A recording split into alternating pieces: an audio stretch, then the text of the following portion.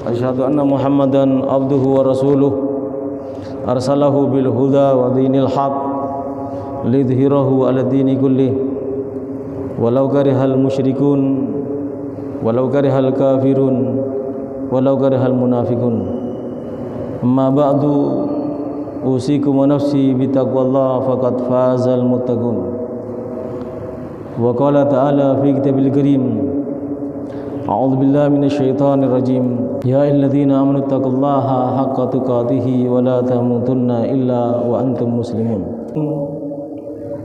Dalam firman Allah Subhanahu wa taala yang terdapat dalam surat Al-Imran ayat 128, Allah Subhanahu wa taala berfirman, laisa laka minal amri syai'un aw yatuba alaihim aw yu'adzibahum fa innahum dzalimun. Yang artinya itu bukan menjadi urusanmu wahai Nabi Muhammad, apakah Allah menerima taubat mereka atau mengazab mereka, karena sesungguhnya mereka adalah orang-orang yang zalim. Ayat ini yang menjadi dasar daripada perbedaan tentang, sehingga kita pahami bersama bahwasanya kunut itu ada beberapa pendapat daripada ulama madhab, yang diantaranya kita pahami bersama kunut yang dimaksud ada kunut nazilah, ada namanya kunut salat subuh. Berdasarkan hadis ini, maka madhab Syafi'i mengambil pendapat yang mengatakan bahwasanya kunut salat subuh itu adalah dilakukan oleh Rasulullah SAW. Kunut yang ini atau kunut yang kita baca pada waktu salat subuh tadi, Rasulullah SAW tidak pernah menghentikannya. Beliau tetap menjalankannya sesuai dengan ayat yang kita baca tersebut. Yang pertama, pendapat Imam Malik, innal kunut fi sholati subhi mustahabun. Kunut dalam sholat subuh memang tetap disunatkan. Demikian juga menurut madhab Syafi'i, innal kunut sunnah, bukan lagi mustahab, bukan lagi disukai, tapi kunut itu sendiri adalah sunnah. Berikutnya Al-Imam Nawawi mustahid fil fatwa dalam madhab Syafi'i menyampaikan, i'lam annal kunut fi salati subhi sunnah. Ketahuilah sesungguhnya doa kunut dalam salat subuh adalah sunnah. Adapun dasar hadisnya yang diantaranya kita lihat dalam Bulughul Maram ini, ada sebuah riwayat yang menyebutkan anna Rasulullah sallallahu alaihi wasallam, sesungguhnya baginda Nabi Muhammad sallallahu alaihi wasallam, lam yazal yagnut, senantiasa membaca doa kunut fi subhi, dalam salat subuh, hatta faraqad dunya, hingga meninggal dunia. Rawal Hakim Abu Abdullah. Hadis ini bersumber dari sahabat Anas. Ini yang diambil dalam madhab Syafi'i, kunut setiap salat subuh bersumber dari sahabat Anas. Sahabat ini, Anas ini termasuk santri Rasulullah, ahli sufa, ya, orang yang tidak pernah meninggalkan tempat Rasulullah SAW, di mana selama hidupnya mulai sejak 9 tahun sudah bersama Rasulullah SAW. Tentu hadis yang diriwayatkan oleh sahabat Anas lebih akurat, lebih valid daripada hadis yang diriwayatkan oleh sahabat yang lainnya yang bukan santri menetapnya baginda Nabi Muhammad sallallahu alaihi wasallam. Sebab itu dalam madhab Syafi'i ini yang diambil. Lain halnya dan riwayat Sa'ad bin Tariq Al-Asja'i radhiyallahu an, beliau berkata, innaka qad shallaita, sungguh anda telah salat khalfa Rasulillah, di belakang Rasulullah sallallahu alaihi wasallam, wa Abi Bakrin, di belakang Abu Bakar, wa Umar, di belakang Umar, wa Utsman, di belakang Utsman, wa Ali, dan di belakang Ali. Afakanu yaknutuna fil fajri, apakah mereka membaca doa kunut dalam salat subuh? Maka sang ayah menjawab, ai bunayya muhdatsun, wahai anakku, itu adalah bid'ah. Rawal khamsa illa Abu Dawud, diriwayatkan oleh Imam hadis yang 5 kecuali Abu Dawud. Hadis ini seakan-akan menyatakan sahabat yang sholat di belakang Rasulullah, yang bersumber daripada Sa'ad bin Tariq Al-Asja'i, tatkala dia bertanya kepada ayahnya, sang ayah menjawab bahwasanya tatkala dia sholat di belakang Nabi, sholat di belakang Abu Bakar, sholat di belakang Umar, sholat di belakang Utsman, semua Nabi Muhammad dan 3 sahabatnya tidak membaca kunut. Hadis ini tidak diambil dalam madhab Syafi'i. Kenapa tidak diambil? Yang pertama saya jelaskan tadi, karena Imam Syafi'i mengambil dari sahabat yang tiap hari bersama Nabi, santrinya Nabi.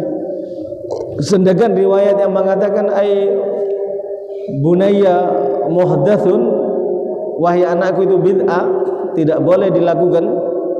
Sahabat ini meriwayatkan, bisa jadi sahabat ini kadang-kala sholat di belakang Nabi waktu subuh, kadang-kala tidak. Mungkin sahabat yang jauh dari Nabi, sehingga karena kunut ini bukan wajib. Pada saat sahabat ini datang ke Nabi, menjadi makmumnya Nabi, menjadi makmumnya Abu Bakar, menjadi makmumnya Umar, menjadi makmumnya Utsman, pada saat mereka sholat subuh pada waktu itu tidak baca kunut, karena kunut tidak wajib tapi sunnah muakkadah. Jadi kebetulan memang tidak baca. Kalau sahabat Anas bin Malik, kalau sahabat Anas ini memang santrinya Nabi, maka sahabat Anas sering menyaksikan sesuai dengan riwayat beliau, Nabi itu selalu baca doa kunut. Ini kenapa dalam madhab Syafi'i kunut itu termasuk sunnah muakkadah yang apabila ditinggalkan dianjurkan untuk sujud sahwi. Hadirin yang dimuliakan oleh Allah Subhanahu wa taala, adapun hadis yang kedua dari Sa'ad bin Tariq yang menjelaskan Abu Bakar, Umar, Utsman, bahkan Nabi, demikian juga Sayyidina Ali radhiyallahu anhum tidak kunut. Hadis ini diambil oleh Imam Abu Hanifah, sehingga Imam Abu Hanifah mengatakan la yajuzul kunut fi sholatis subuh, tidak boleh kunut dalam sholat subuh. Lalu bagaimana tentang hadis muttafaqun alaih? Hadis muttafaqun alaih itu kalau dalam madhab Syafi'i dijelaskan anna Nabi sallallahu alaihi wasallam qanata sahran ba'da ruku yad'u ahya'an minal arab thumma tarakahu. Nabi sallallahu alaihi wasallam membaca doa kunut ala ba'dil arab, kepada sebagian bangsa Arab yang mengkhianati Nabi, berdoa jelek untuk mereka yang dikenal dengan kunut nazilah itu selama 1 bulan. Setelah 1 bulan ditinggalkan kunutnya setelah ruku sebagaimana dalam madhab Syafi'i. Itu kejadian yang disebutkan dalam Al-Quran dalam surat Al-Imran ayat 128, yaitu laisa laka minal amri syai'un aw yatubu alaihim aw yu'adzibahum fa innahum zalimun. Itu bukan menjadi urusanmu wahai Nabi Muhammad, apakah Allah menerima taubat mereka yang membunuh sahabat yang dikirim oleh Rasulullah, atau mengazab mereka karena sesungguhnya mereka adalah orang-orang yang zalim. Jadi dalam riwayat diminta oleh sebagian bangsa Arab, di sini dijelaskan ada beberapa qabilah yang meminta kepada baginda Nabi Muhammad sallallahu alaihi wasallam, yaitu karena Rasulullah sallallahu alaihi wasallam mahatta andaril alam. Rasulullah menjadi pusat perhatian alam semesta, semua manusia. Rasulullah sallallahu alaihi wasallam menjadi tempat untuk mendapatkan apa yang diinginkan oleh para sahabat dan tentunya juga segenap manusia. Apabila mereka diserang oleh musuh atau ingin belajar agama, maka mereka datang kepada Nabi sallallahu alaihi wasallam. Dan Rasulullah sallallahu alaihi wasallam wa kana yuridulahum al-adad wal madad wal qurra liufaqqihum fid din. Berdasarkan permintaan gabilah tertentu, itu Wi'il, Dhukwan, Asiyah dari Banu Sulaim. Mereka meminta dikirim guru ngaji, penghafal Al-Quran yang bisa mengajarkan Al-Quran. Mereka mengatakan mereka ingin belajar agama, mereka mengatakan ingin belajar Al-Quran.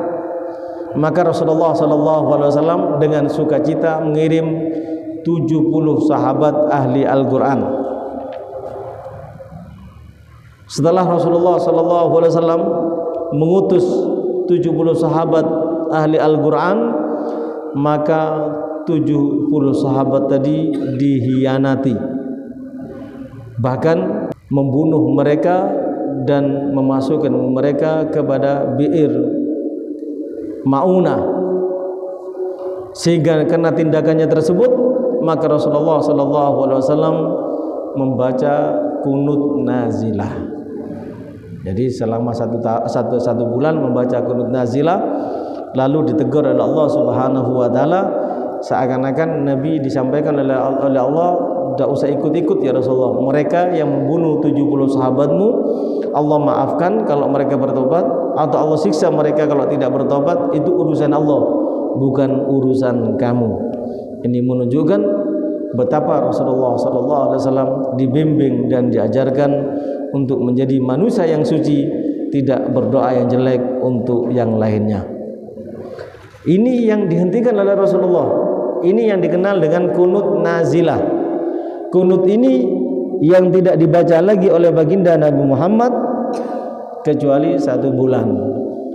Adapun kunut yang lainnya tetap dibaca oleh baginda Nabi Muhammad sallallahu alaihi wasallam. Tsumma tarakahu ay tarakal kunut fi arba'as shalawat. Meninggalkan kunut dalam 4 salat, jadi 5 waktu ya. 4 waktunya ditinggalkan oleh Rasulullah sallallahu alaihi wasallam tanpa kunut. Wa abqahu fil fajri, adapun untuk salat fajr tetap kunut yang kita baca sekarang itu. Wa dawama alaihi ma khassasathu riwayah, adapun doa kunut Rasulullah tetap menjalankannya sebagaimana secara khusus diriwayatkan. Wa ma fi subhi falam yazal yagnut hatta faraqad dunya, adapun kunut subuh Rasulullah sallallahu alaihi wasallam tetap menjalankannya hingga beliau wafat.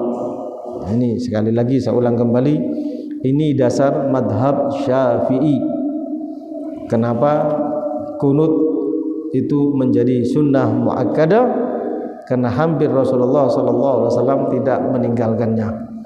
Kalau ada sahabat meriwayatkan tatkala dia salat dengan Nabi, salat dengan Abu Bakar, salat dengan Umar, salat dengan Utsman, salat dengan Ali radhiyallahu anhum, tidak baca kunut, ya mungkin karena sahabat ini tidak senantiasa bersama Nabi, tidak senantiasa bersama Abu Bakar, Umar, Utsman dan Ali radhiyallahu anhum, sehingga karena kunut itu sunnah, pada saat perawi hadis yang mengatakan Rasulullah tidak kunut, Abu Bakar, Umar, Utsman, Ali tidak kunut, pada saat itu dia jadi makmumnya dalam keadaan mereka Sayyidina Rasulullah, Sayyidina Abu Bakar, Sayyidina Umar, Sayyidina Utsman dan Sayyidina Ali pada waktu itu dalam keadaan tidak kunut.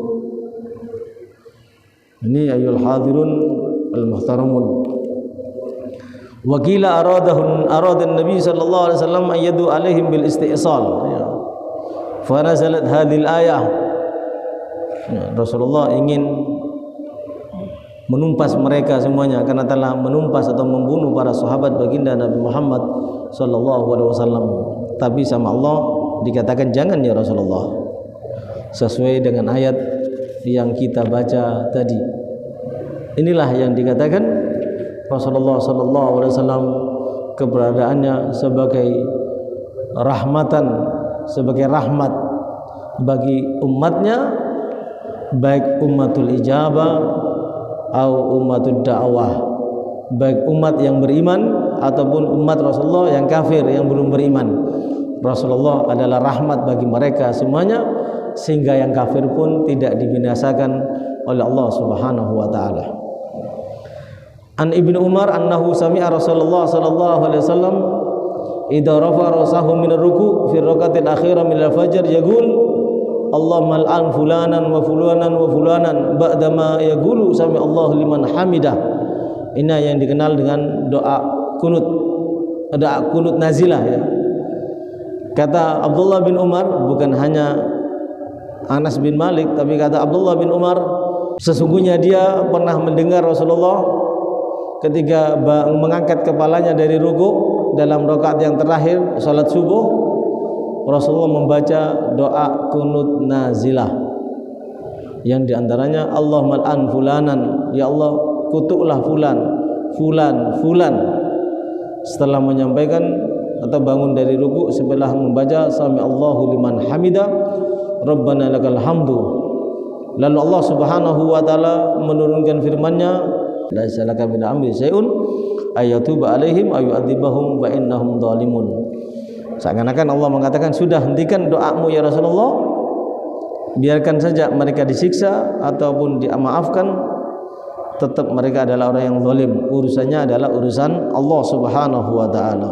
Lalu disebutkan dalam riwayat yang lainnya, An Abi Hurairah, lama rafa'a Rasulullah sallallahu alaihi wasallam ra'sahu min ar-rak'ati tsaniyah, ketika Rasulullah mengangkat kepalanya dari rakaat yang kedua salatul fajr, maka Rasulullah berdoa, Allahumma anjil Walid ibn al-Walid wa Salam bin Hisham wa Iyash bin Abi Rabi'ah wal mustad'afina bi Makkah, Allahumma shaddud wa ta'adak ala Mudhar, Allahumma ja'alha alaihim sinin kasinini Yusuf. Wa zada fi riwayah Allahumma al'an fulanan wa fulunan li ahya'i min al-Arab, yang disebutkan dalam hadis tadi yang sudah kita baca. Rasulullah sallallahu alaihi wasallam berdoa dalam hadis muttafaqun alaih atau berkunut meminta kepada Allah sebagian umat Islam al-mustad'afin agar diselamatkan. Disebutkan nama-nama tertentu, Al-Walid ibn al-Walid, Salam bin Hisham, Iyas bin Abi Rabi'ah, untuk diselamatkan, tapi menyebutkan kepada sebagian yang lain kepada Mudhar, ya Allah jadikan mereka mengalami paceklik sebagaimana paceklik yang dialami pada masa Nabi Yusuf alaihissalam. Ya Allah, laknatlah fulan yang telah membantai 70 para hufadzul Quran. Begitu doa baginda Nabi Muhammad sallallahu alaihi wasallam. Lalu Allah menurunkan firman-Nya, dan pada saat itu Rasulullah berhenti, tidak membaca kunut nazilah lagi, tapi untuk kunut pada waktu salat subuh Rasulullah tidak menghentikannya. Jadi Allah menyebutkan dan membenarkan apa yang disampaikan oleh Rasulullah. Mereka pembantai para sahabat memang adalah orang-orang yang zalim, termasuk diantaranya yang mengikuti perang Uhud, perang Badar, dan perang-perang yang lainnya. Mengatakan ayat ini diturunkan dalam perang Uhud, di mana dalam perang tersebut Rasulullah sampai terluka, pecah gigi gerahamnya. Kalau mereka didoakan seperti itu pantas, namun Allah tetap menunjukkan bahwasanya Rasulullah wa ma arsalnaka illa rahmatan lil alamin, dan kami tidak mengutusmu wahai baginda Nabi Muhammad kecuali sebagai rahmat bagi alam semesta. Makanya Rasulullah mengatakan beliau diutus bukan bita'anin wala la'anin walal badi. Rasulullah diutus sebagai nabi dan sebagai rasul, bukan sebagai pelaknat, bukan sebagai penghujat, dan juga bukan sebagai orang yang sebagai nabi dan rasul yang bertutur kata yang kotor. Ini yang bertalian dengan doa kunut. Memang saya ulang kembali, dalam madhab Abu Hanifah tidak boleh kunut itu, kunut subuh itu. Tadi dalam madhab kita tidak. Kalau madhab Ahmad bin Hanbal, Imam Ahmad bin Hanbal mengatakan innal kunut fil witir minal isya ba'da ruku'.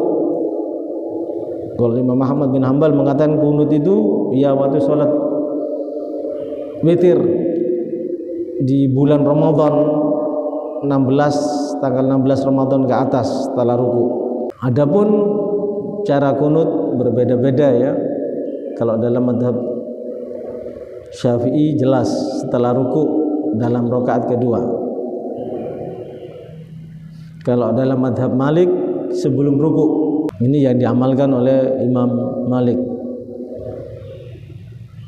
Dan dianjurkan kalau Rasulullah menyampaikan Allahumma hdini fiman hadait, ya, pakai domir ana. Kalau kita jadi imam jangan domir ana, tapi Allahumma dina, bukan Allahumma hdini. Karena berdoa bukan untuk dirinya sendiri tapi juga untuk para makmum yang bermakmum kepada kita, sehingga mereka cukup membaca amin.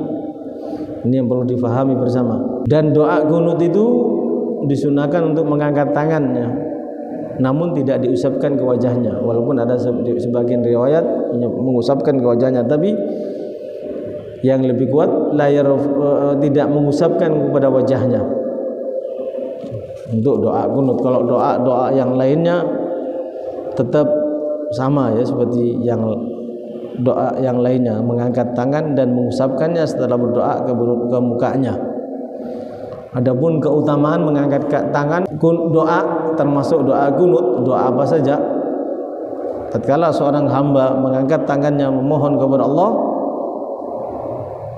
maka Allah malu ayyarudduhuma sofron, untuk mengembalikan tangannya atau permintaannya dalam keadaan kosong, dalam keadaan tidak dikabulkan. Artinya mengangkat tangan itu adalah salah satu cara untuk dikabulkannya doa.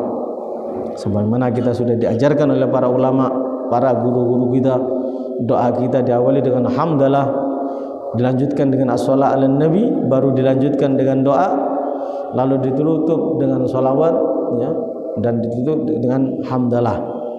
Karena riwayat Sayyidina Umar dan riwayat Sayyidina Ali menyampaikan ad-du'a mauqufun bainas samai wal ard, ya, doa itu terapung-apung ya, tidak naik, tidak turun ke bumi, tidak naik ke langit atau tidak sampai kepada Allah hingga dibacakan sholawat. Atau dalam hadis lain dikatakan inna du'a mahjubun hatta tusalli ala nabiyyik.